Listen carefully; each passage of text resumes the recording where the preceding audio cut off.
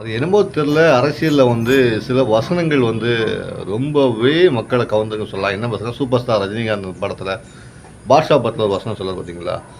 "கூட்டம் சேர்த்தவன்லாம் ஜெயிச்சவனல்டா. ஆனா ஏன்ட இருக்க கூட்டம் அன்பால, தானால சேர்ந்த கூட்டம்" அப்படின்னு சொல்லியிருப்பாரு. அந்த கூட்டத்த பத்தி ஒரு ஒரு கருத்த சொல்லியிருப்பாரு. பாட்ஷா படத்துல 96 அந்த டயத்துல. ஓகேயா? இப்போ பார்த்தீங்கன்னா, அரசியல் அந்த கூட்டத்த பத்தி தான் விமர்சனங்கள் பேசுறாங்க. விஜய்க்கு கூட்டுற கூட்டத்த பார்த்து ஓட்டா மாறாது. கூட்டம் யார் வேணா கூட்டலாம். கூட்டத்த பார்த்து கலைஞ்சு போயிருவாங்க. அதனால வந்து கணிக்க முடியாது. அப்படிலாம் வந்து நெறைய பேரு நெறைய விஷயங்கள வந்து சொல்லிட்டு இருக்காங்க. நடிகர் கமலஹாசன் வந்து ஒரு விஷயத்த வந்து சொல்லியிருந்தாரு. என்ன சொல்லியிருந்தாருன்னா, கூட்டம் வந்து வாக்குகளா மாறாது. அது விஜயா இருந்தாலும் சரி, நானா இருந்தாலும் சரி, இப்ப இருக்கிற எல்லா தலைவர்களாலும் சரி, யாருக்குமே கூடுற கூட்டம் வந்து ஓட்டா மாறாது அப்படின்னு சொல்லி முடிச்சிருக்காரு.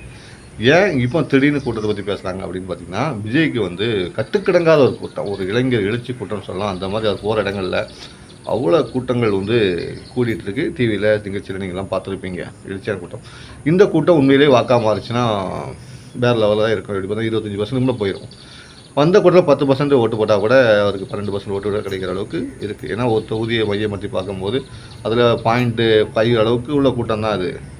ஆனா, அந்த கூட்டம் மத்தவங்க கூட சொல்லக்கூடிய கூட்டம், அது கூட்டமா மாறும்போது என்ன ஆகும்னா, வாக்குகளா மாறுச்சுன்னா, அது மிகப்பெரிய ஒரு விஷயத்த ஏற்படுத்தும். ஆனா, கடந்த காலங்கள்ல இது ஓட்டா மாறுச்சா அப்படின்னா, இருந்திருக்குன்னு நான் சொல்றேன். ஏன்னா வந்து ஜெயலலிதாவுக்கு கூடாத கூட்டமா, கலைஞருக்கு கூடாத கூட்டமா, எம்ஜிஆர் கூடாத கூட்டமா அப்படிலாம் கடந்த காலங்கள்ல பார்த்துருக்கோம்.